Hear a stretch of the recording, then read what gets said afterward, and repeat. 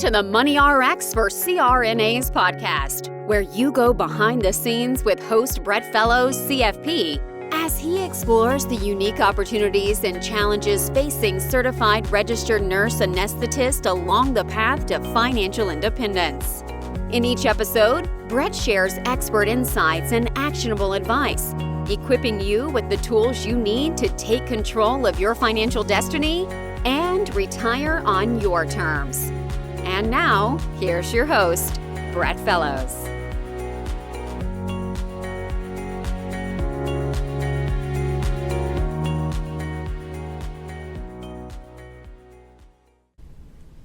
Welcome to the Money RX for CRNAs podcast.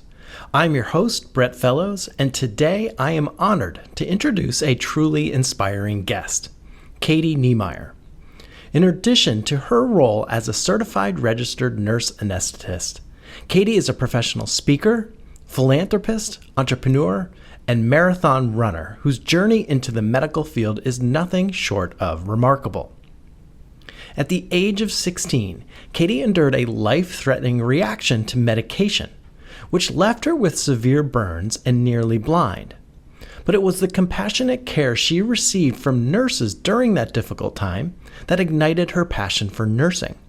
She went on to become a CRNA, and her career has been deeply influenced by the values of resilience and empathy.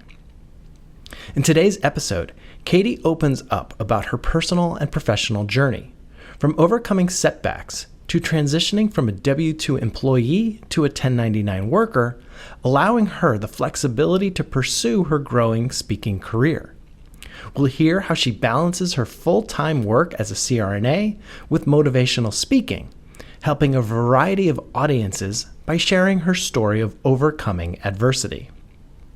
Katie also provides valuable insight on financial planning for her future, particularly as she looks toward potentially living part-time in Spain. We'll dive into her approach to public speaking, where she likens the discipline and persistence it requires to her training as a CRNA. And perhaps most importantly, Katie shares her thoughts on staying true to your purpose, enjoying the journey, and prioritizing your goals at the right time in life. So sit back, relax, and get ready to be inspired by Katie's powerful story of resilience, determination, and the power of connection. And with that, I hope you enjoy this episode of the Money RX for CRNAs podcast with special guest Katie Niemeyer. Katie Niemeyer, welcome to the Money RX for CRNAs podcast. Thank you so much, Brett. I'm excited to be here. Well, I'm excited to have you. We met through a mutual friend, a mutual financial advisor friend, but I'm really excited to have you just because of this idea that we all have a story to tell and the impact that one person can have over our lives, and especially as a CRNA in the health field in general, that is very prominent. And you are a CRNA, you are a professional speaker, you've got a wonderful outlook on life, and just about the part of the premise of this whole podcast is that CRNAs have this very high stress, high paying career, and eventually they want to get out and they don't know if they have enough money or they don't know when they can retire on their own terms. But what I love the work that you're doing, that I'm excited to hear about today, is this idea of living a balanced life or living this low stress life, which isn't very conducive with being a CRNA. It's not to take any day for granted, and you have real life experience with that. Yes, I do. And it is, especially in today's day and time, I think it's really important to come back to that reminder of why we do what we do and to remember that each day is a gift. Yeah. So I would love, if you're okay sharing it, to hear your story, and then ultimately perhaps what made you decide to become a CRNA, and then we'll catch up there. Yeah. So at age 16, I had an allergic reaction to a medication. And like most people, when you have a reaction, it's usually just a rash. But for me, I had what was called Stevens-Johnson syndrome. And I'm sure for most of your audience out there, they may have heard of this before. But I spent 3 weeks in the burn unit with second-degree burns from head to toe, inside and out. My parents were told the chance of me surviving were slim, And if I lived, I'd most likely be left blind. So at a very early age, I did learn how precious life was. I had some incredible nurses. They were amazing. And I actually got the opportunity to meet with them 20 years after I had been in the burn unit. There were 4 nurses still working there, and we reunited.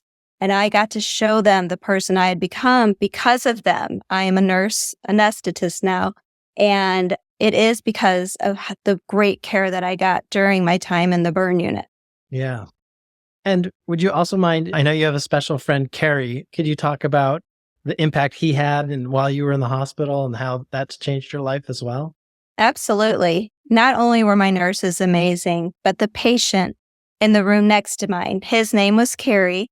He was a fireman. He was a young father of 3 and only 8 months out of the fire academy when he was called to this emergency. He was fighting a fire that was trapped in the ceiling on the 3rd floor of this house, and a silent gas leak caused an explosion, sending him diving out the 3rd floor window on fire. And it was this deadly accident that put him in the burn unit. So he was scared and in pain.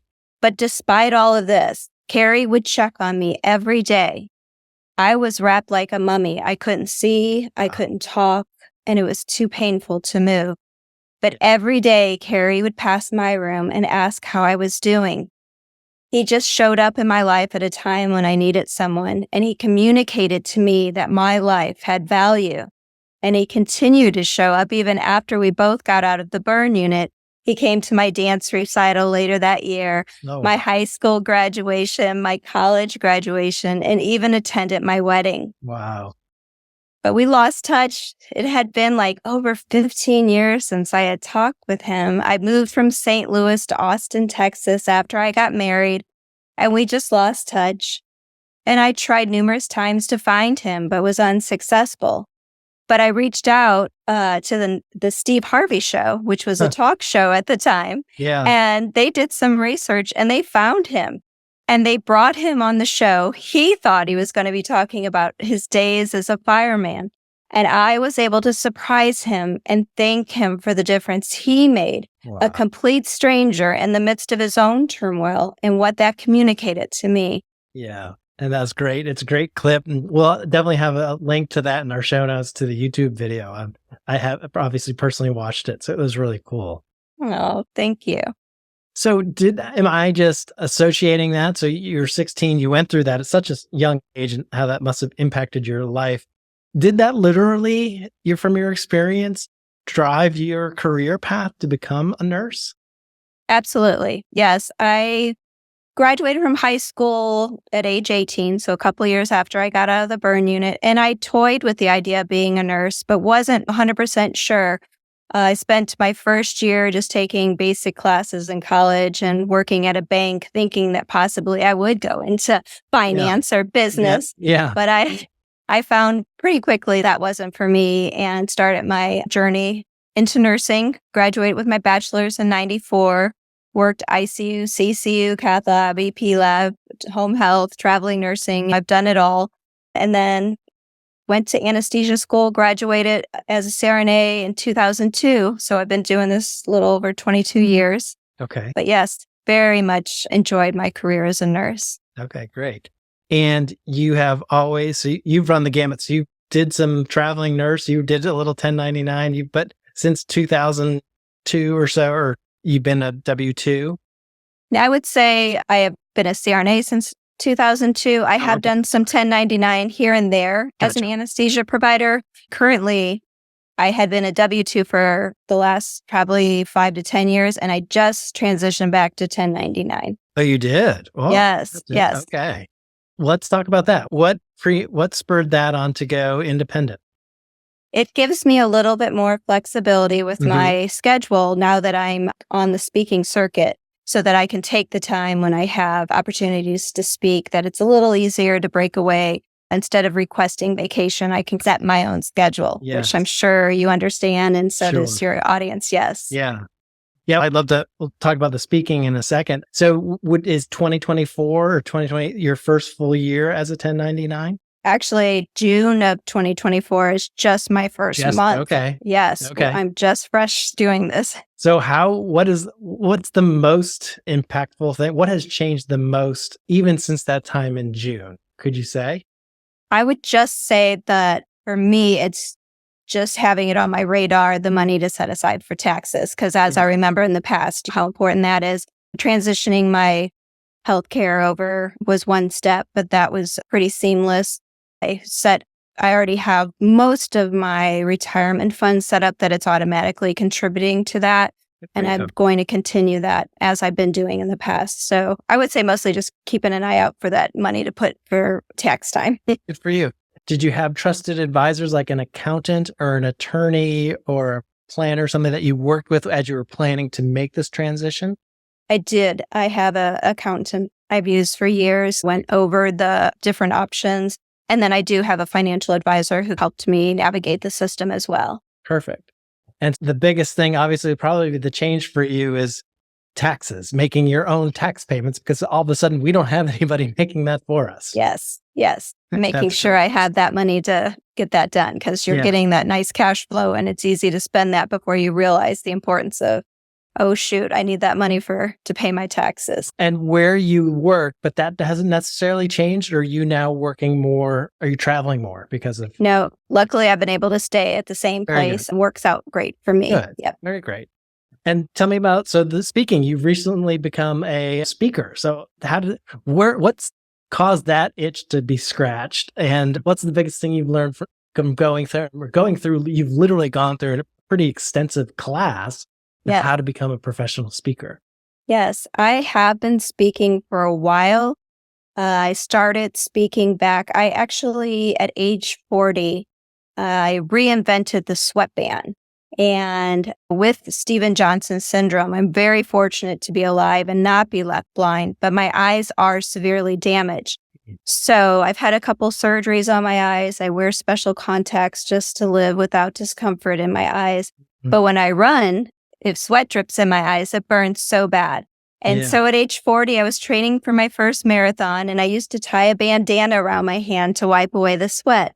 And this young, hip girl in the training group commented what a great idea it was having this bandana tied around my hand. Right. Thank God for the youth, right? Yes, exactly. So she planted that idea in my head. I went home that night, did some research, and realized there truly were no other sweatbands on the market besides the terry cloth wristbands that we wore in the 80s. Sure. And so I took that idea to market in 6 months. It was called a Handana, and I sold it on the market for a little over 8 years.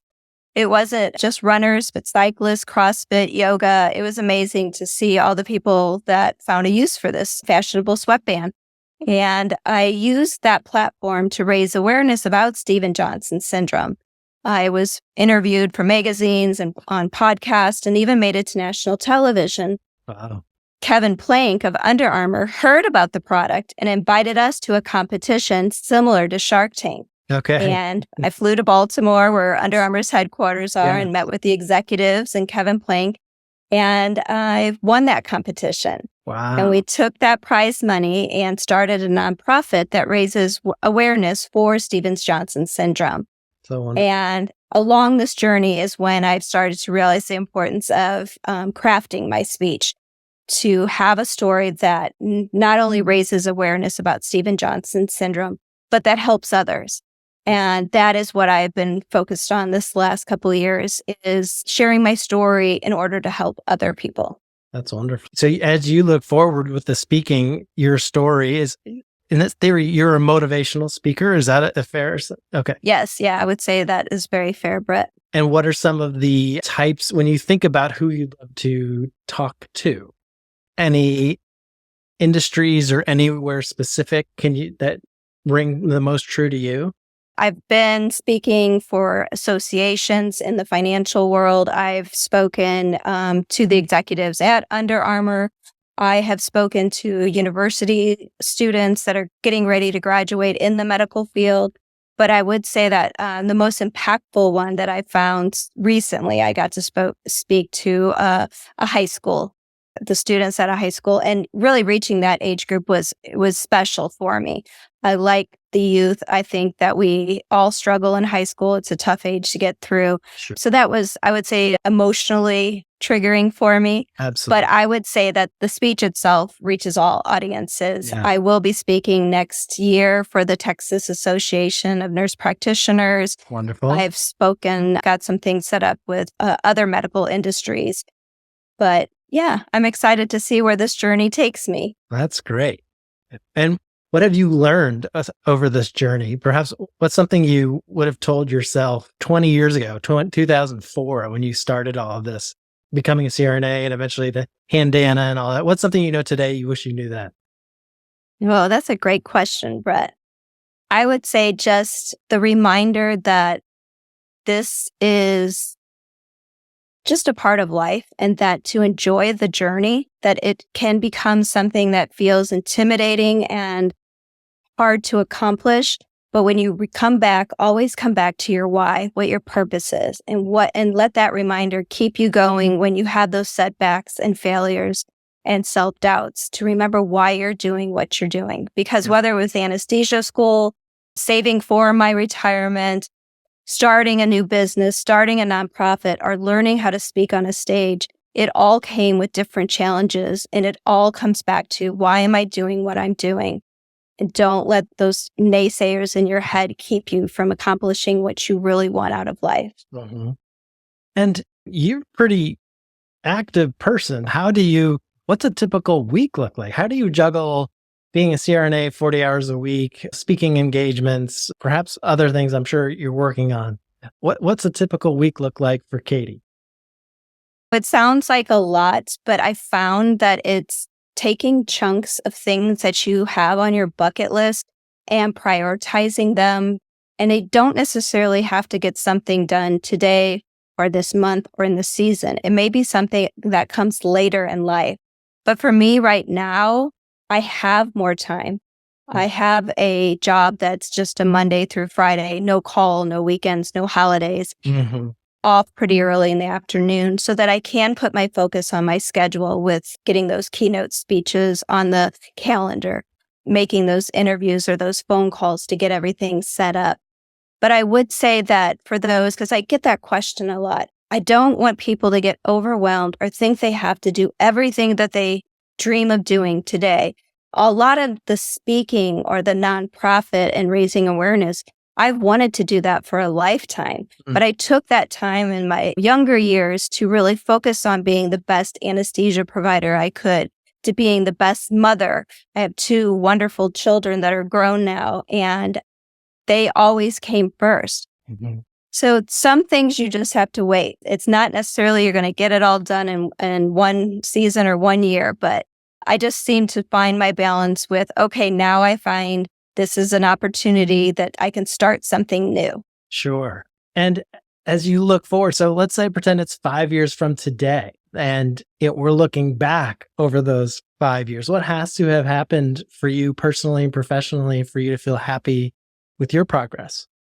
I'm optimistic that I will be spending more time speaking and less time doing anesthesia, because I've found this passion, and that now is the time that I'd like to enjoy doing that traveling and motivating others and bringing hope on the stage.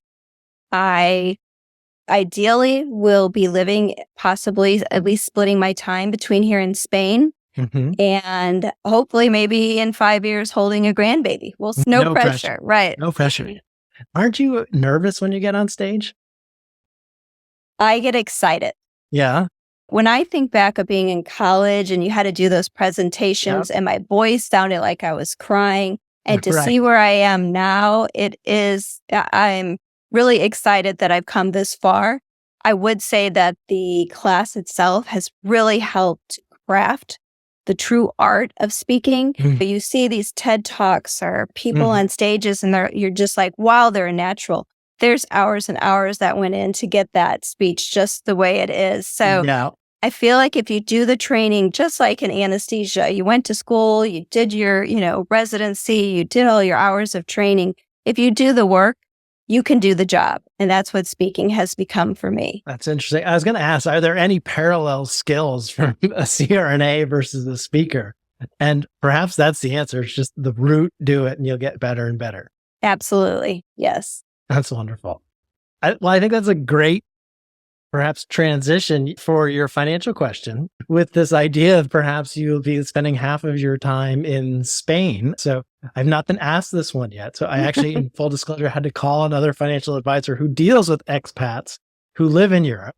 So your question was, what are 3 tips to prepare for retirement in another country? She actually gave me 4. So that's good. But I'm just curious. Tell me about is that something you've always wanted to do? Have you been to Spain?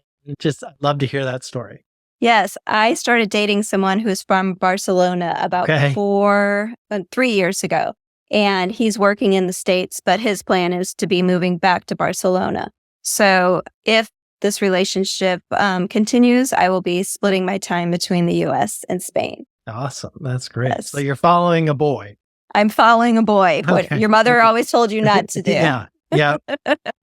So tell me, have you looked into, this is just dreaming at this point, have you looked into it yet? I've read a couple books and I follow a couple of pages on Facebook where questions are asked commonly or frequently.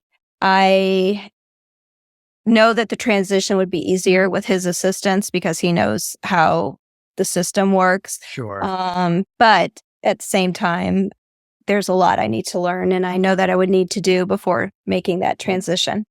Is there anything specific? Is there one specific concern that from reading and studying this that is already triggered? Ooh, I don't understand how that happened. I know that people ask about the bank accounts and how you would have to transfer your, all your investments and accounts and things like that.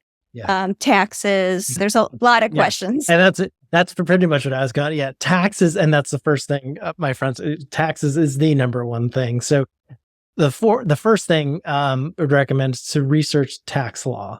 You want to just look into tax treaties. So most countries will have tax treaties with the U.S. so that you can't be double taxed. And I'm sure Spain, I do not know, but I'm sure Spain has such a thing. So definitely. Because if you're going to have Social Security, if you've been saving for retirement pre-tax, you want to ensure that you're not paying double tax there. Okay. The other kind of thing is, we don't think about it so much, but is the currency exchange. And, how does the lifestyle that you live today, when we've changed the currency, how much does that impact your nest egg favorably or unfavorably? Mm-hmm. Does that make sense? Yes. And then changing that. And then, yes, understanding the banking system and having that, obviously, bank accounts there probably is the number one way to deal with that. Then there's the third thing is healthcare. Right. It's a big thing. Do you need to purchase private health insurance or will you be able to get some public assistance while you're there? Just to research that. And then the last isn't so much monetarily transactional, but it's estate planning. You'd want to update your estate plan. So whatever is legal here in the United States, and this is how your wishes are, what happens, just to ensure that in Spain, the same thing would hold true. God forbid something were to happen to you. Okay. So definitely look for an attorney to make sure to give a once over of your estate plan documents to make sure that they would be valid in Spain as well. That's a good one. I hadn't we don't really, that last. Yes. I like that one too. You don't really think about, I will. I just, yes. So that's really good. Yes. That's great. So I was curious, back to the speaking and the CRNA, do you feel like you could use I just picture you in the CRNA community and just as a CRNA, speaking to the association, to me, that's just is so synergistic of an audience and then the impact that nurses have, like you've experienced.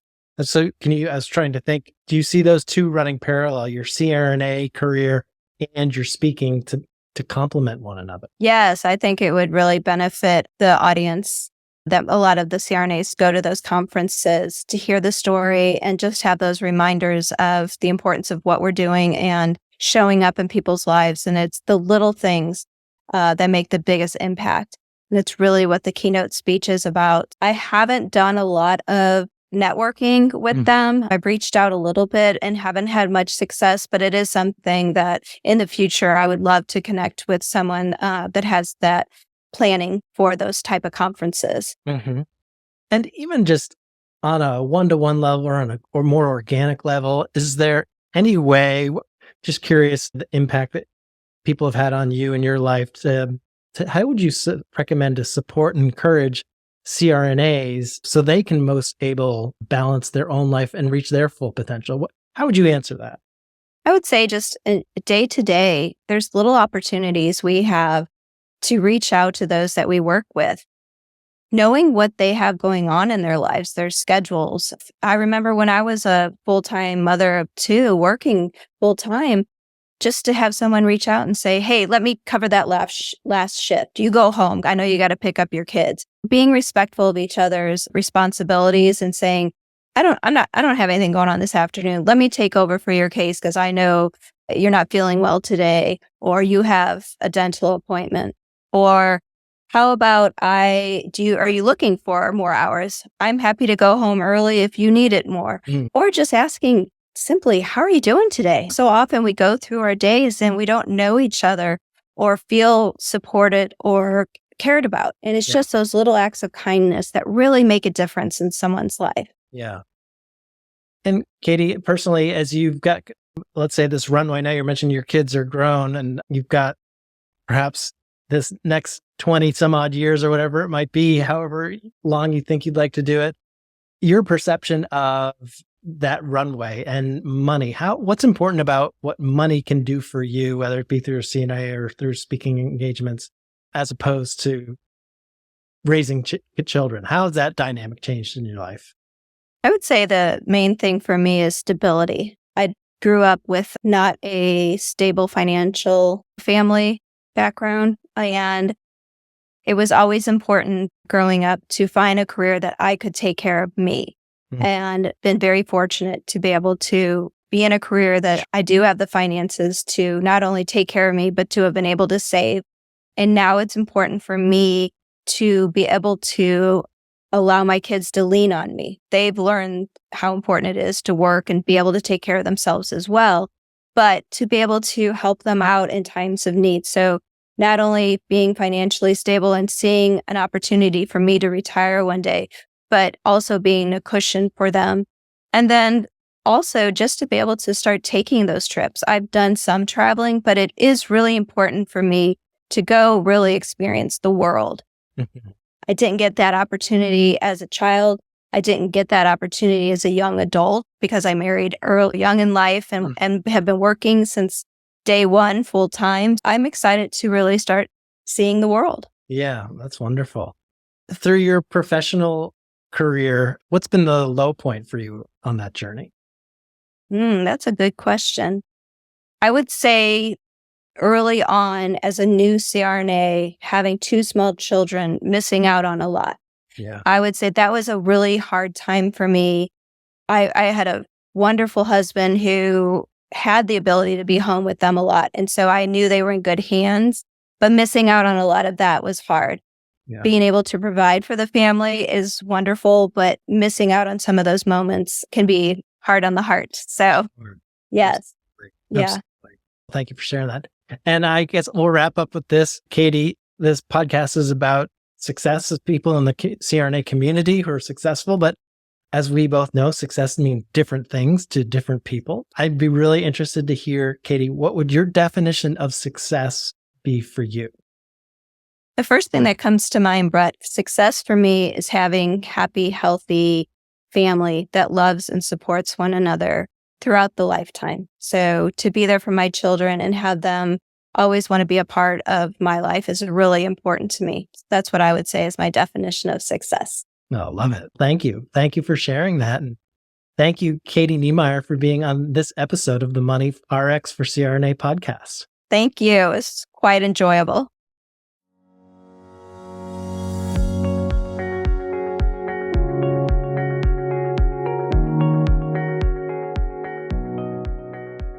This podcast is for informational and entertainment purposes only. It should not be relied upon as a basis for investment decisions. This podcast does not engage in rendering legal, financial, or other professional services.